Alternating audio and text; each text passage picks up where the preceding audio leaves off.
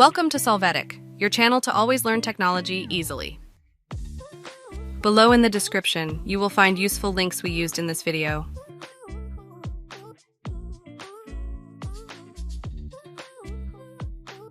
Today in Solvetic, we will see how to lock other users' account Facebook.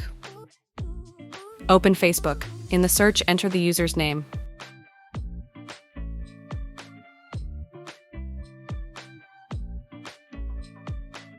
Then, on the user to block, under People, hover the mouse over the name, click on the three dots and choose Block. Then click on Confirm to validate the blocking.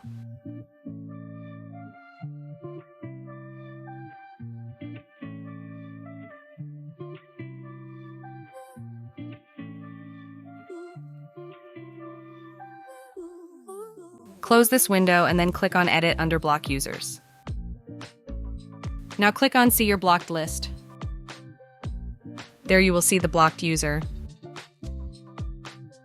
Hey, remember to subscribe Solvetic channel.